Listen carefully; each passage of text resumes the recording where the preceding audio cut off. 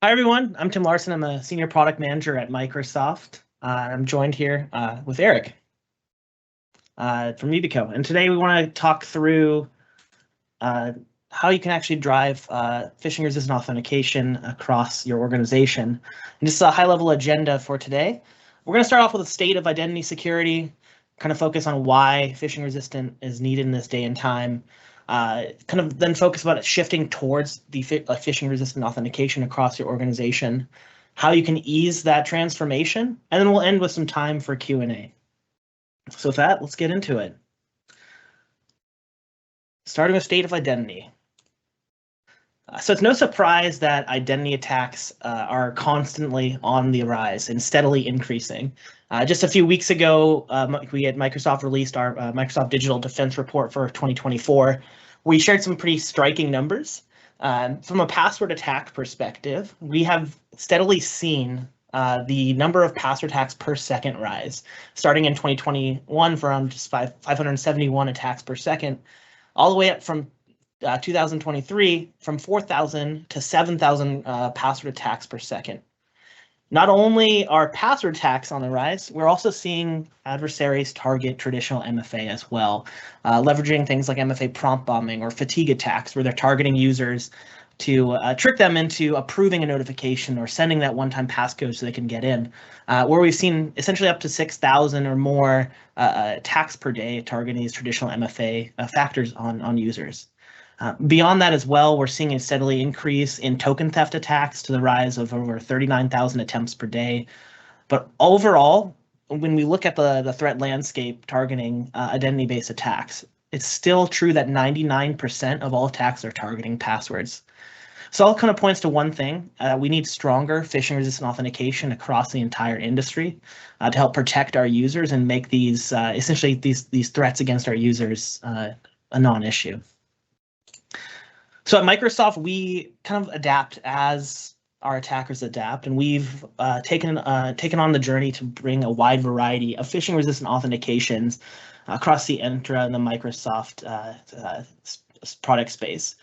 Some of these have been around for quite some time, like certificate-based authentication, smart cards, Windows Hello for Business as well, being a phishing-resistant platform credential.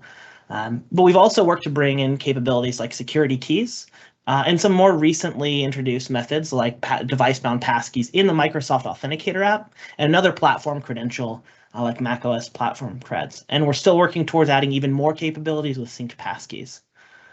But with these wide varieties, there's a lot of things to consider when it comes to deploying phishing-resistant authentication across your environment. So I want to take a quick look at what that deployment kind of process and recommendations look like.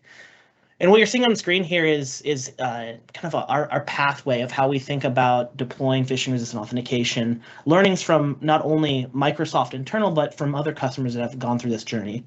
And one thing to kind of call out here is Microsoft is currently undergoing a radical and security culture change through an effort called the Secure Future Initiative, where we're driving towards getting to 100% enforcement of phishing-resistant authentication for all employees, moving from MFA, and that feedback has fed into this process. So just walking through this a little bit, we've recognized the first step in this process to determine the personas across your organization, whether that's an information worker, frontline workers, folks that are managing your actual production environments. Like, you need to understand what personas are and scenarios you need to support, and understand what devices they're leveraging. There are certain device limitations based on the type of phishing-resistant credential you can deploy or can deploy for those environments. Then ultimately you get to the next stage, which is ensuring that users have registered one or more phishing-resistant credentials, and then driving that adoption and usage of phishing-resistant authentication across the environment. So in Microsoft, that's leveraging things like conditional access in our authentication strengths to enforce the use of phishing-resistant auth, and ensuring that you have all apps supporting that and getting users to start leveraging that from time after time, and constantly looking at your telemetry to see where phishing-resistant authentication is occurring and the gaps in your environment you need to address. And then ultimately, as you continue this process, you have to respond to risk for passwordless users. Be observing when there is risk on sign-in sessions or potentially change in devices or device upgrade process, and be able to respond to that and adapt as needed. But through this whole process, one point is kind of difficult to drive, and that's effectively registering users with phishing-resistant credentials. And as we at Microsoft have driven our own journey towards this, we've come across a lot of learnings, and the same learnings we've had with customers that are going through their own deployments as well. So diving in a little bit of those kind of pain points and the registrations that are difficult here. One, device limitations dictate what type of passkeys or phishing-resistant authentication can be used. There's a lot of scenarios where user's device may not support a mobile-based passkey or device-bound passkey, as it relies on things like a more updated OS version of Android 14 or iOS 17 or greater. And there may be scenarios where security keys are absolutely needed. High assurance scenarios, access to production environments, right, where you really want to ensure the strongest level of trust and assurance in accessing that resource. But as these kind of limitations based on personas and device limitations come into play, that adds a lot of restrictions in your environment, which kind of in turn adds headaches to your users when it comes to registration. You have to articulate to them through documentation and communication why a specific passkey is required, how to engage with that registration process, and that can add a lot of impact to your help desk and your organization to manage that deployment. And ultimately, even though a lot of end users and employees are getting used to passkeys in their day-to-day environment as it's being adopted across the globe, across every industry, it's still a little confusing of an experience to engage with that WebAuthn UX. It does vary from device to device and browser to browser, and so it can add a lot of confusion, which kind of points to a solution that needs to be made here to help rapidly adopt phishing-resistant authentication. And that's why at Microsoft we developed our FIDO2 provisioning APIs that give the ability to perform on behalf of security key registration. And we've built these APIs leveraging the WebAuthn standard, and really just doing some minor modifications to our Microsoft Graph endpoints for passkeys and FIDO2 methods. Really just using that standard to expose the necessary information that's required as part of the FIDO2 creation process, and then giving the ability for an integrating partner or customer to then register that credential directly with Entra ID. And this does require some integration with the client that's capable of CTAP.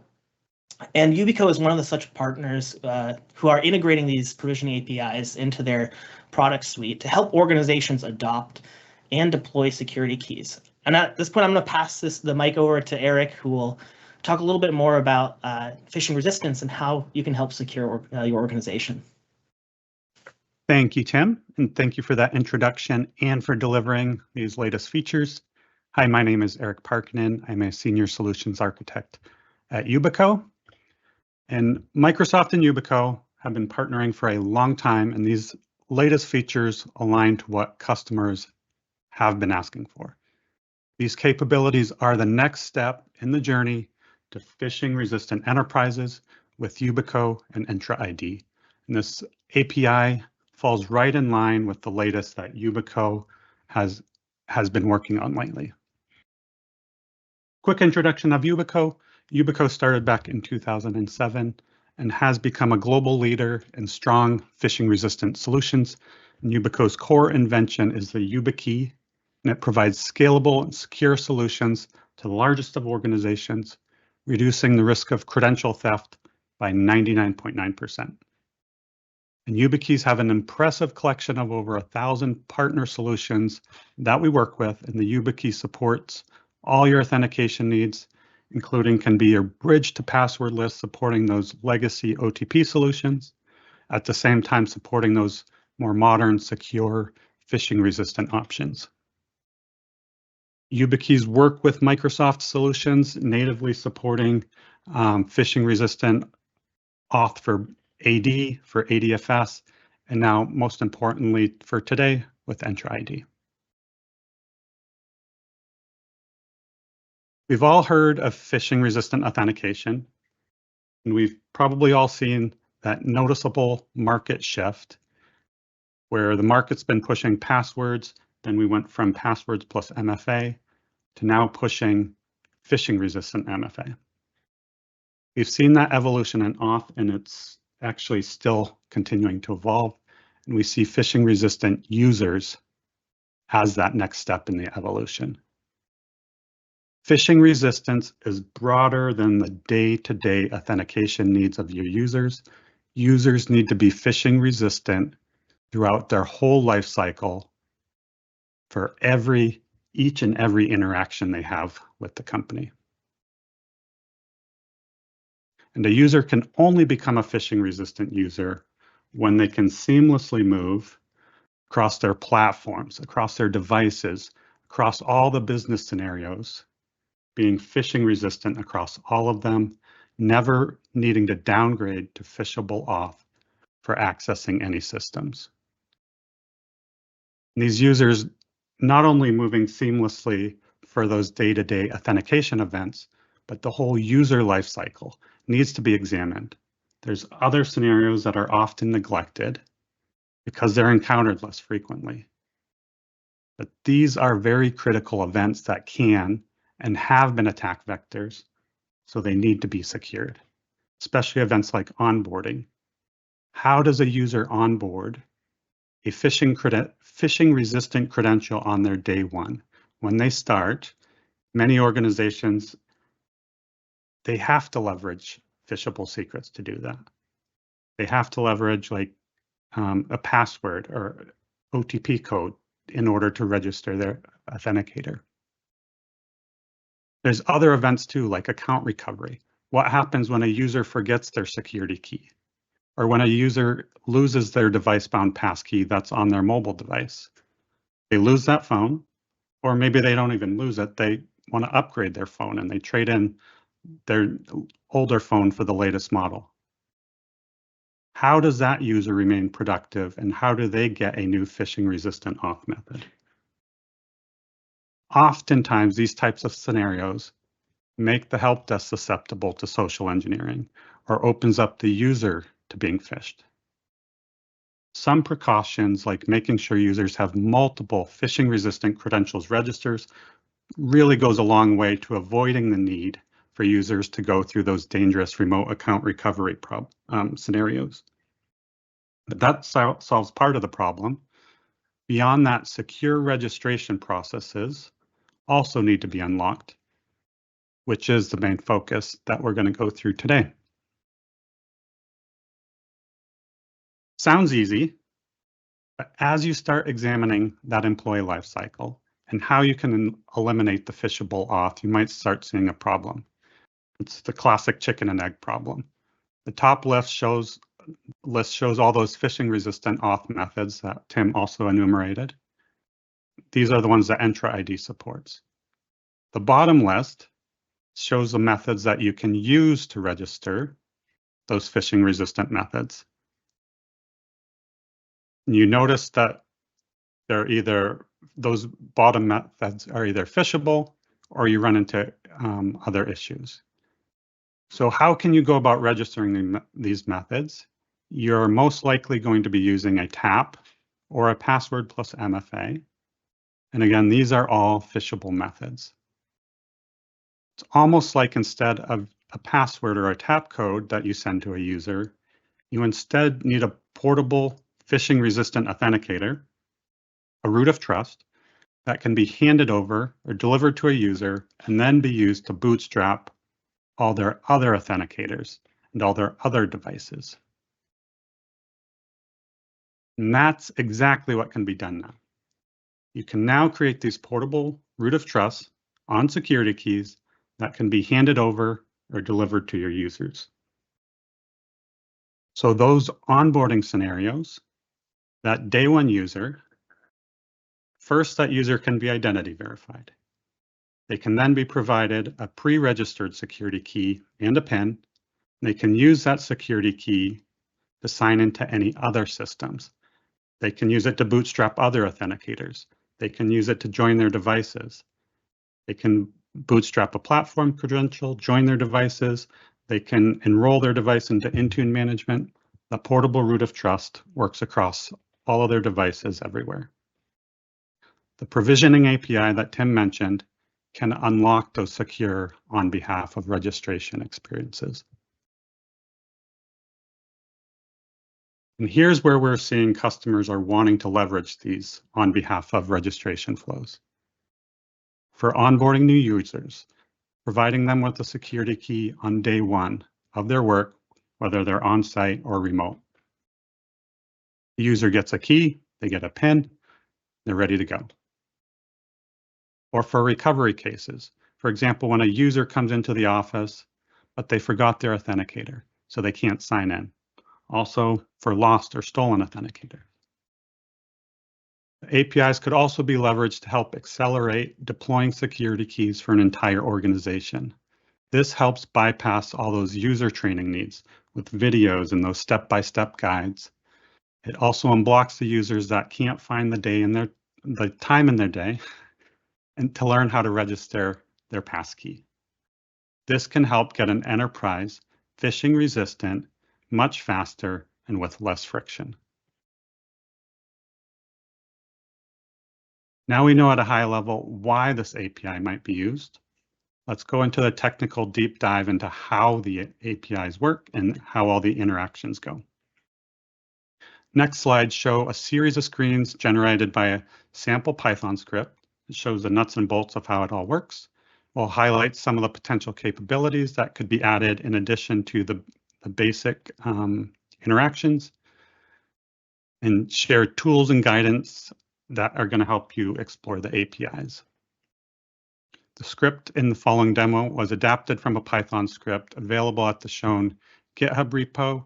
Most importantly, it leverages a Python FIDO2 library, which is a CTAP implementation, but any other CTAP implementation could just as easily be used. And there's three main steps, which align to what Tim expressed earlier. One was getting the FIDO2 creation options from Entra ID. Step 2 was provisioning that credential on the security key with those retrieved FIDO creation options. And then step 3 is registering the credential with Entra ID. So let's go. Got a lot to fit in, so apologize if I'm going quite fast. So I'll make a brief mention. The script is run for a specific user, meaning you cannot register or request and create a generic FIDO2 credential and then later assign it to a user. Each step of the process is specific to an existing user. First, looking at authorization for the API, Microsoft FIDO2 provisioning API works in two different contexts. You can use it with app permissions, which I used here in the demo, or you can also use it with delegated permissions, where an administrator is signing in and performing the actions. The application requires user authentication method read-write-all to use the API, and with delegated permissions, like you would, additionally, your administrator needs to have the authenticator administrator role at a minimum. Again, here in the demo, and with the sample in the GitHub repo, we simply use app permissions and use client ID and secret. So at this point, the script just gets an access token from Entra ID. And as a note, remainder of the demo slides, it'd be really helpful if you're familiar with the basics of FIDO2 WebAuthn. I tried to make it meaningful, even if you haven't seen it. There's a lot of details, so it's like having that base understanding would help here. The next step in the script leverages existing authentication method APIs that lists all the authentication methods that are assigned to the user. This can be extremely useful for your applications for removing auth methods that should no longer be used once the user is assigned a FIDO2 credential.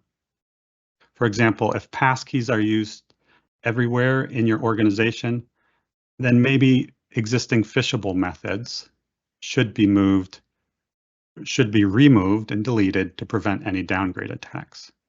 And deletion of existing auth methods is also supported with the API. The next step in the script shows the beginning of the interactions with the APIs. This is the first step that we showed, step 1 in the solution overview diagram.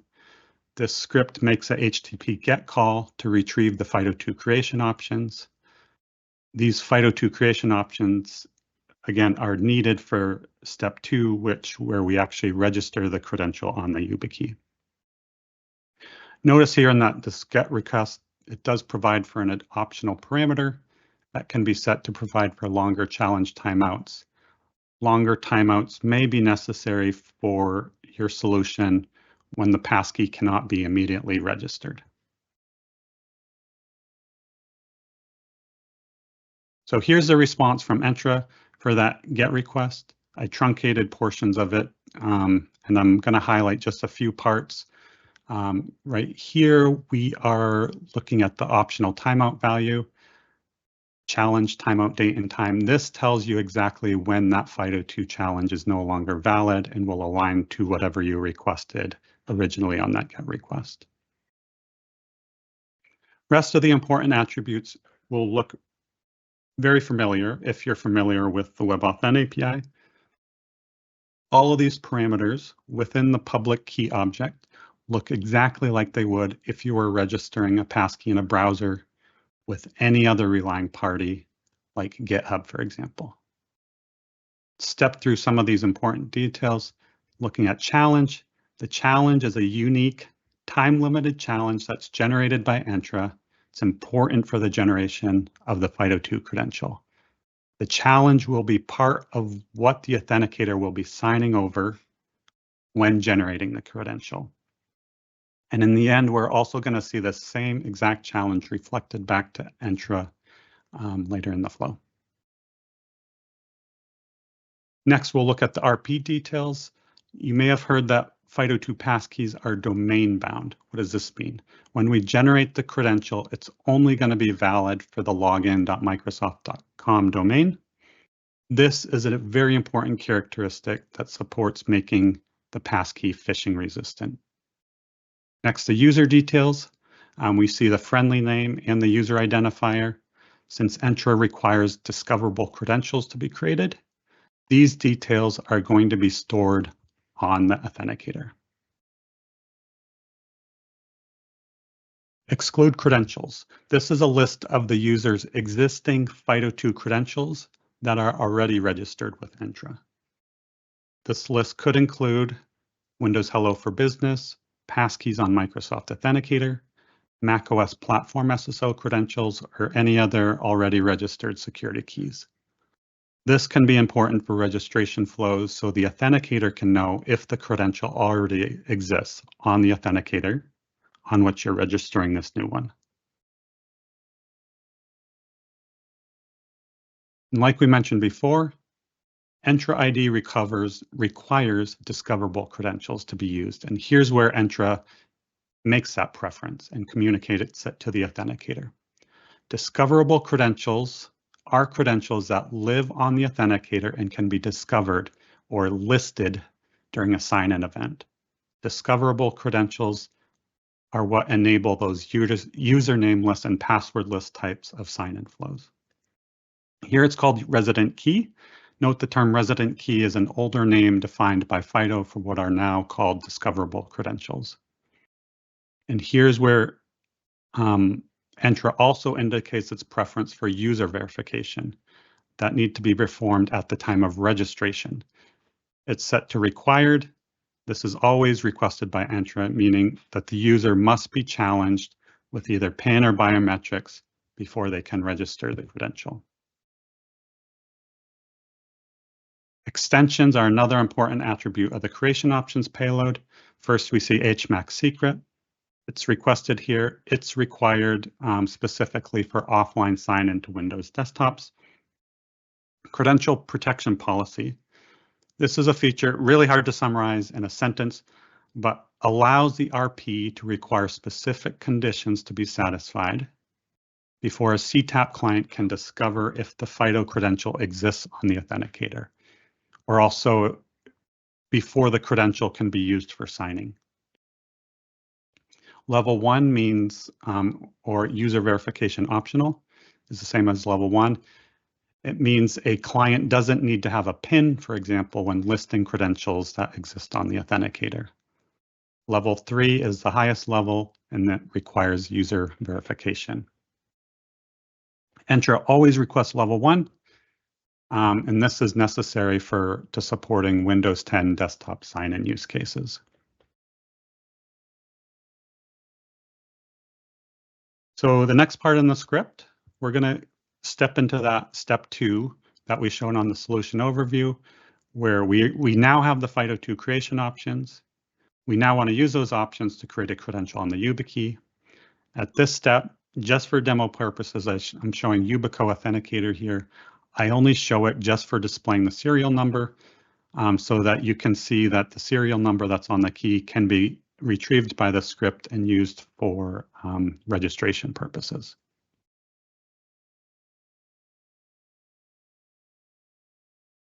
So the script continues. You can see the script was able to retrieve the serial number. It's going to use that serial number for assigning a friendly name to that registered authentication method. I also show how the script is going to override some of the properties of the creation options request. Remember how Entra requested credential protection level 1? My script is going to override that to level 3. Here I only do this to highlight the art of what's possible, of how your registration app has a lot of control. Like a custom developed client could change attributes like this and set a series of other features or other capabilities that browsers can't do. I want to caution here, if your users use security keys for Windows 10 desktop login, you would not want to set Cred Protect level 3 because they would be blocked from signing in. So a client app like this Python script has even more options it could do. It could enable other features on the authenticator as well. There's some CTAP 2.1 features that I'm going to enumerate on a later slide. So now we're ready to begin registering the credential. The script is being run on Windows 11. It's not being run as an administrator, so it's going to leverage the Win API and use WebAuthn DLL. So you're going to see all the familiar Windows security prompts, just the same as if you are registering a WebAuthn credential in a browser. So here I'm selecting security key. I acknowledge that Python is requesting a credential to be created for login.microsoft.com. Consent that the make and model of the YubiKey will be sent via attestation to Microsoft. In this demo, PIN was already set on my YubiKey, so I put in my existing PIN to satisfy user verification requirements. I then prompted to touch the key to satisfy user presence requirements, meaning a physical user was sitting in front of the computer when this happened. The credential is now created on the YubiKey.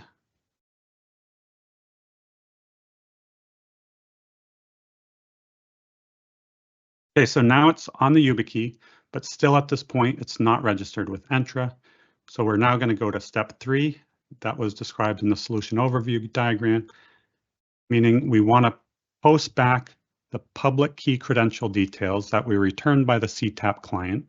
And here we see the endpoint we're posting to and the payload of that request. I'm going to highlight 3 specific parts, like the display name.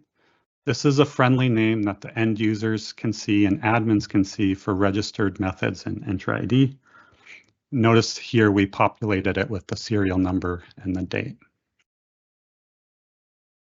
Now we're going to look at that client data JSON section. We're going to decode it.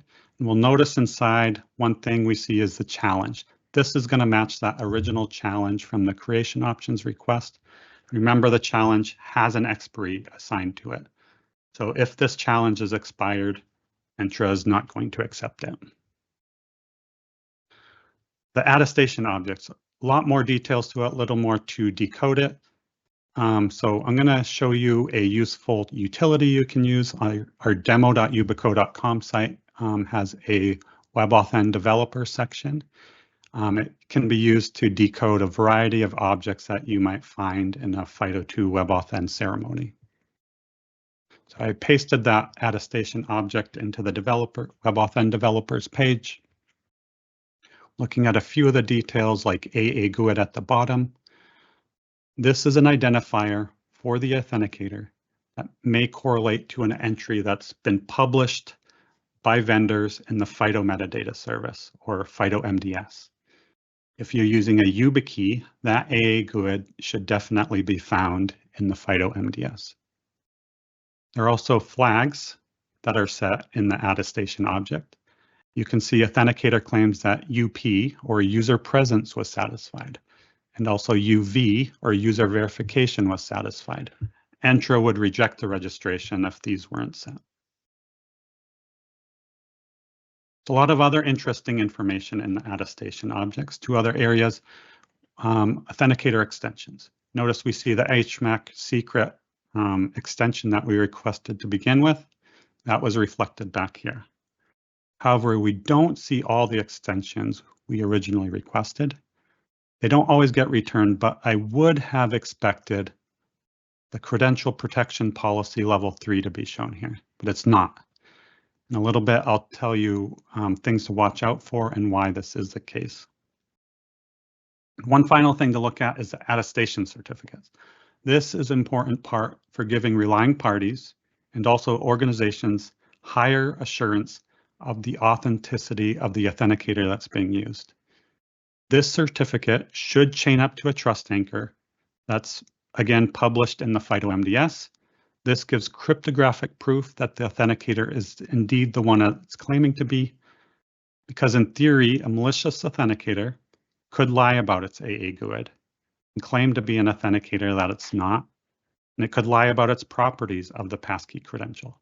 When you enforce attestation and Entra ID, this trust chain with the attestation cert is checked and significantly raises the bar to prevent malicious authenticators from making it into your environment.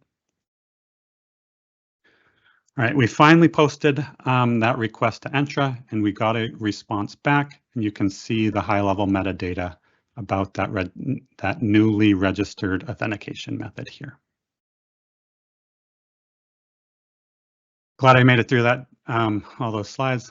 It's a lot of content. So what did we learn? Lesson 1, understand your CTAP implementation that you're using, especially if you plan to use it across multiple platforms. You're going to have different capabilities that you might encounter that are supported when you use different CTAP implementations on different platforms. You might encounter different behaviors and find some things aren't supported depending on where and how you're running that app.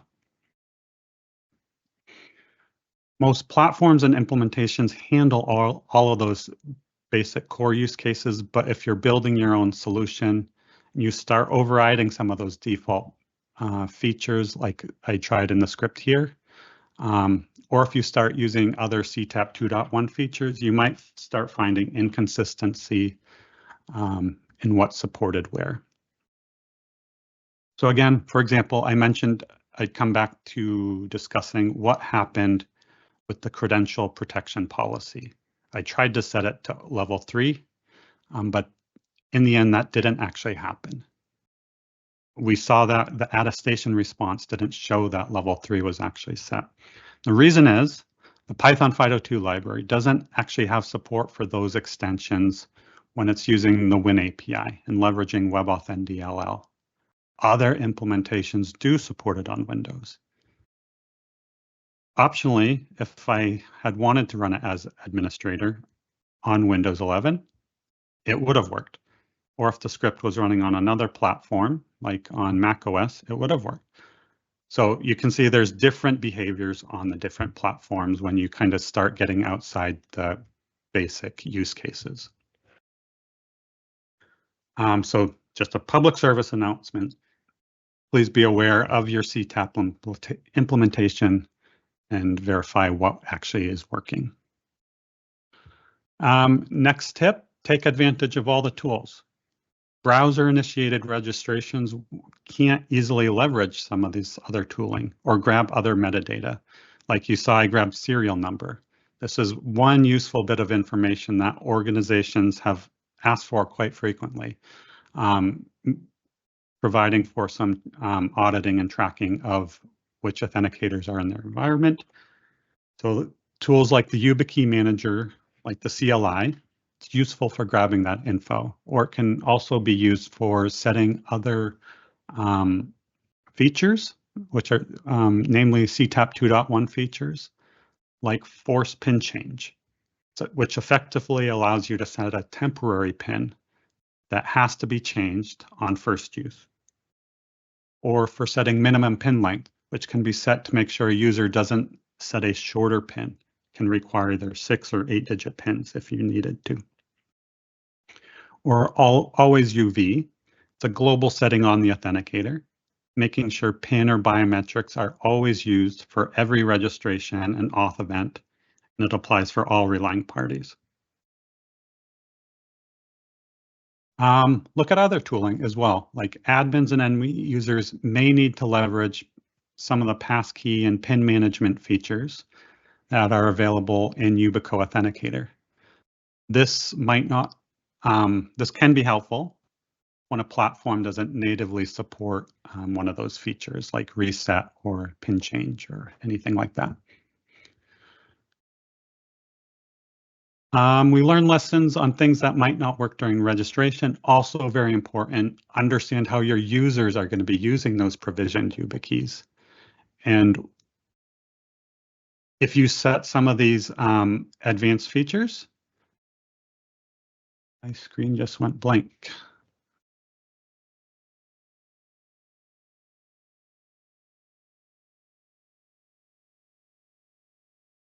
There it is. Where was I?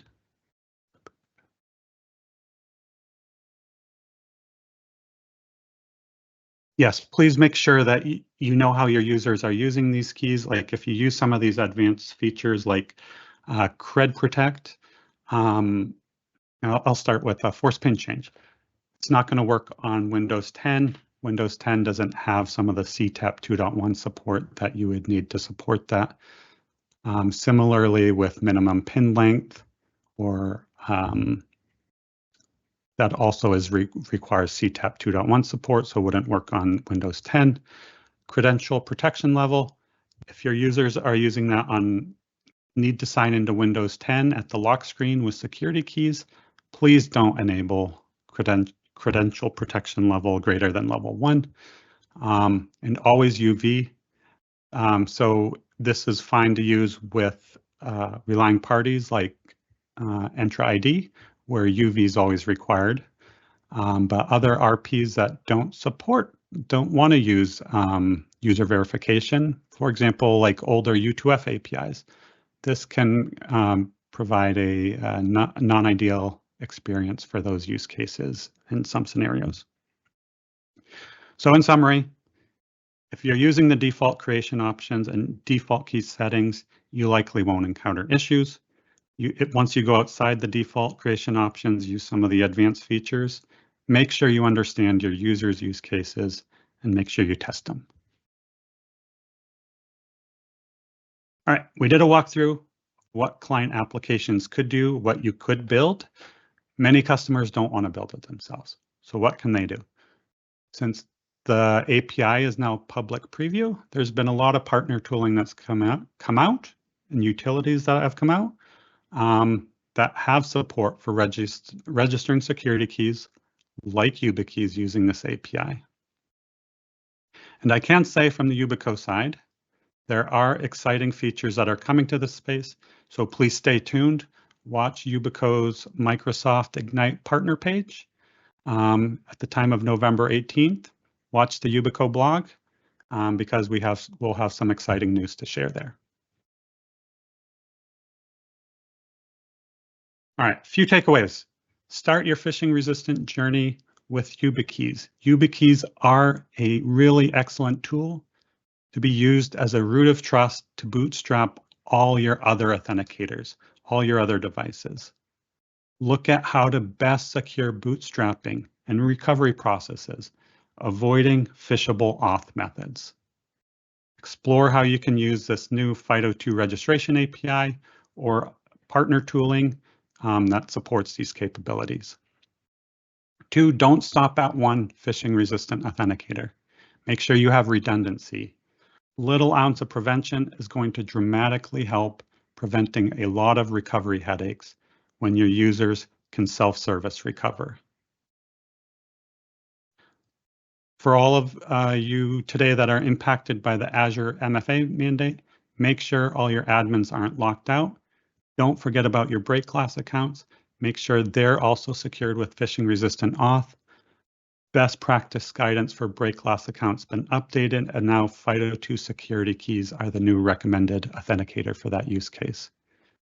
And don't stop at meeting the mandate. Keep the momentum going and exceed the mandate. Secure all applications. Secure all your users, not with any MFA, but with phishing-resistant MFA. You can begin enforcing that with conditional access policy authentication strings.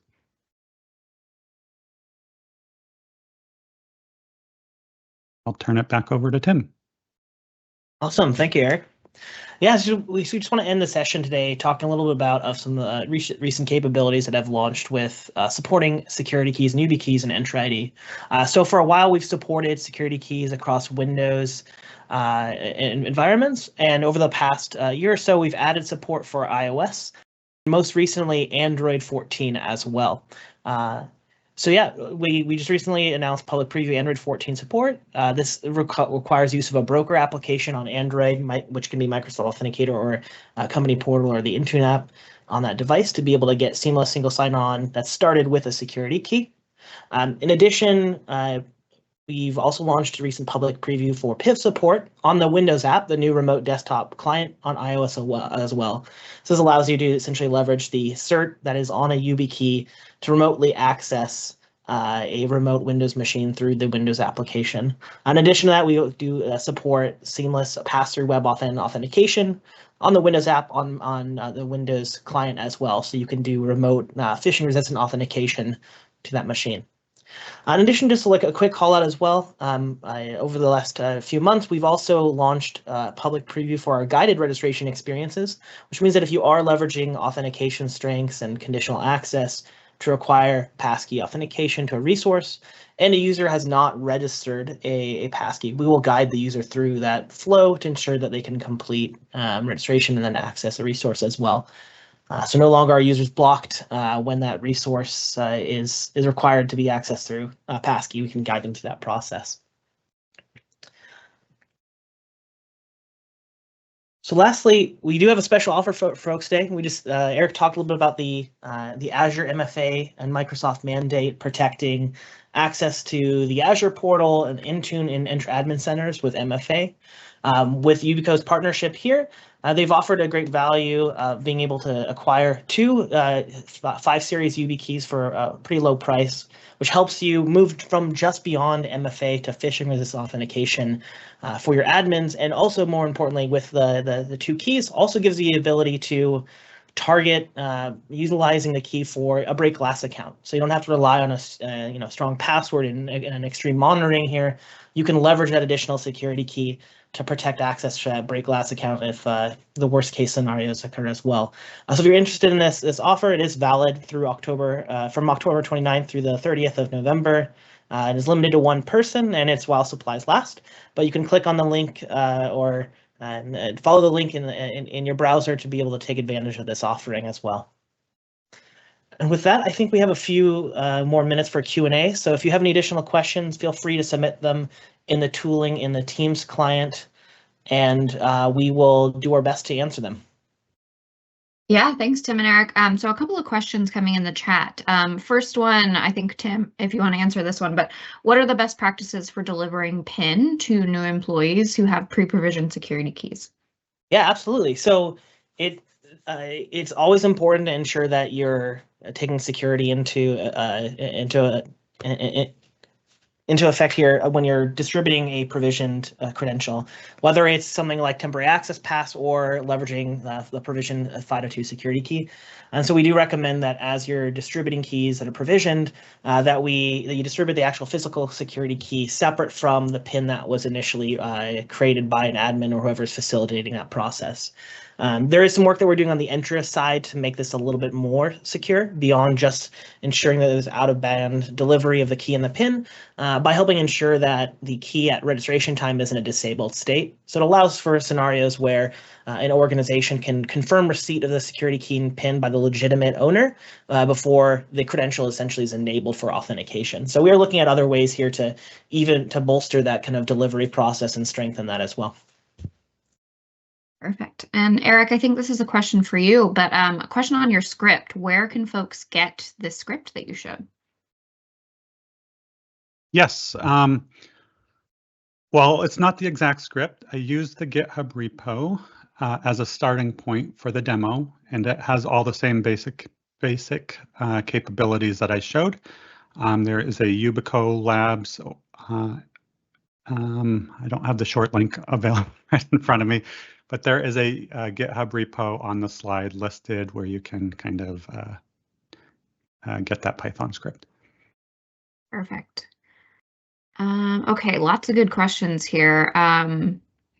Another question, any chance a GUI version of the Python method will come?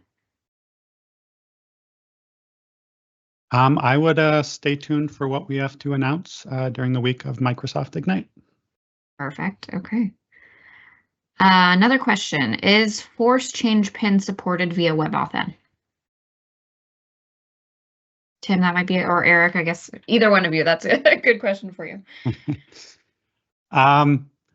It's not supported through the WebAuthn API, so any browser-led registrations wouldn't be able to take advantage of it.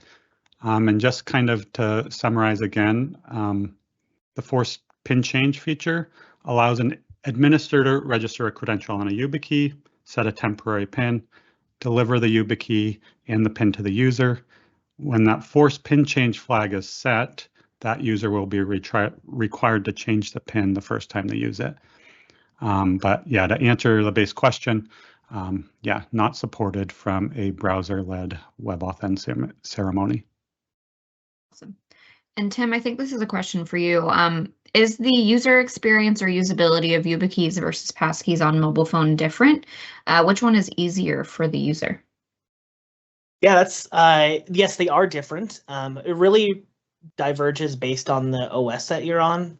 Each iOS and Android have implemented kind of their engagement of the WebAuthn engagement on their platform a little bit differently.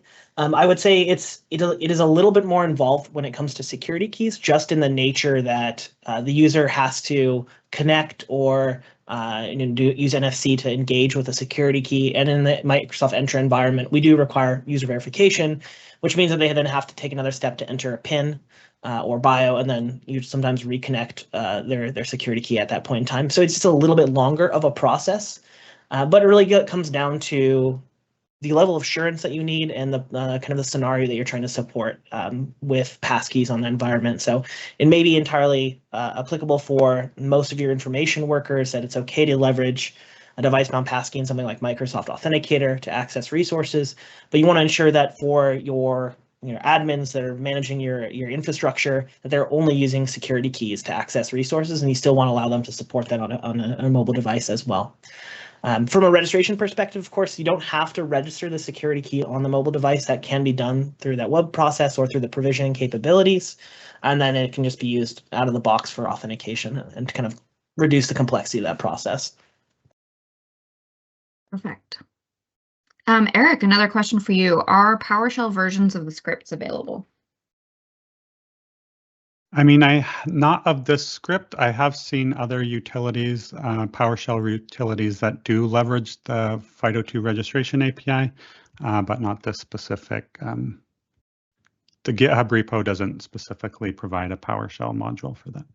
Okay. And another question for you, Eric. Can the credential protection level be changed, aka increased later in time? No, it's only at the time of registration where you can set the credential protection level.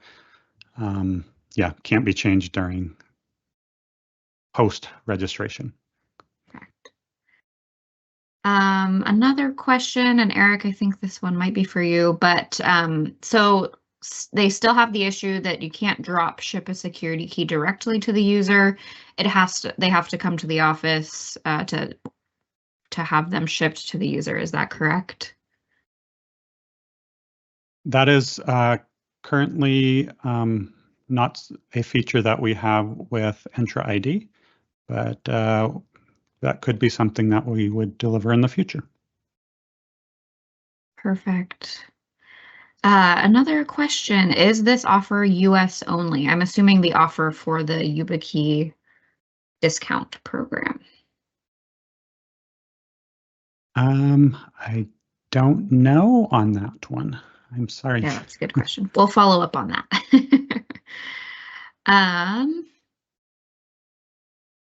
question, Tim. Does guided passkey registration apply to authenticator passkeys too? It does, yes. So we do support both Microsoft Authenticator bound passkeys, security keys at this point in time. And as we introduce other passkey types like synced passkeys, we'll expand support there as well to ensure that guided registration will work out of the box. Perfect. Another question for you, Tim. Does Windows app on macOS support FIDO2 WebAuthn redirection? We have challenges where Windows app WebAuthn prompts work on Windows, but not on the macOS. It doesn't yet, but it's currently being worked on to support that. Perfect. And Tim, I think another one for you. Can we use a YubiKey to do SSPR in Azure? Tough question. Not yet. We are working on modernized designs that would bring the ability to use any authentication method in Entra ID to support SSPR. So it's something that we're looking at adding at some point in the future. Perfect. And Eric, I think this one's for you, but in the demo video, you showed reading out the serial number of a FIDO2 key as possible. Is this only given for tokens with enterprise attestation enabled? This actually doesn't use enterprise attestation. Enterprise attestation is a way that this could be supported in the future from browser-led registrations, where that browser could request, or the relying party could say enterprise attestation is being requested here, and the attestation that's returned by the YubiKey could potentially return a serial number. So the latest YubiKeys support that, but Entra ID doesn't yet have support for enterprise attestation. So here, that's not being done. It's just using the YubiKey Manager CLI. It has access to read other things about the plugged-in security key, including things like serial number that it can see and use for where I used it to set the display name on that authentication method. So yeah, no, enterprise attestation wasn't used in the demo. Perfect. Tim, I think this is for you. Is it possible to set a PIN policy like length, like PIN length, and ensure it can't be changed with another FIDO management app afterwards? Unfortunately, that's not something we support in the Entra ID passkey configuration at this point in time. Perfect. Okay. Lots of good questions here. And I think either one of you want to answer this one, but can the same YubiKey work with multiple Microsoft accounts? Eric, that might be one for you. Yes, same YubiKey can be used for multiple Microsoft accounts. Yeah, often see this where you might have multiple personas or multiple test environments where you need to register a passkey on a security key. The one caveat being for Windows desktop login, it will only use the last registered credential that is on the security key.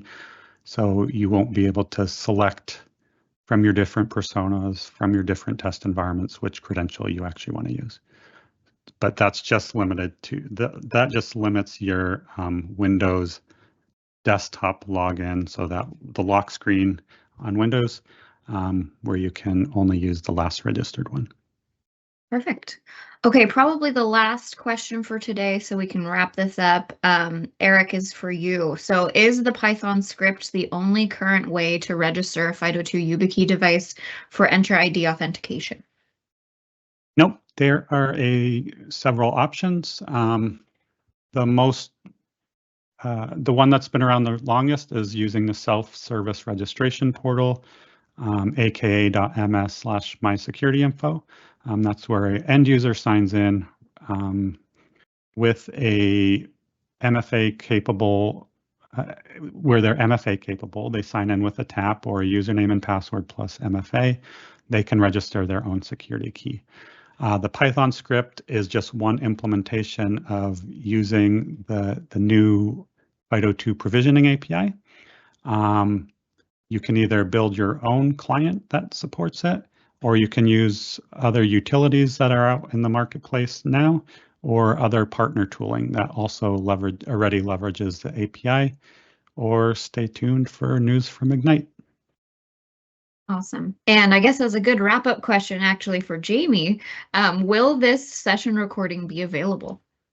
Absolutely. As soon as this call is done, I send it over to my person for editing and uploading to YouTube. And I will go ahead and put that link in the Q&A. So check within the next hour or two and that the recording should be up. All right. And if that's all for our Q&A, I want to thank Tim and Eric for your presentation on today's topic. Also, thank you to the team members who helped answer the questions that came through the chat. Thank you all for joining us today for the webinar, and we hope to see you next time. Goodbye.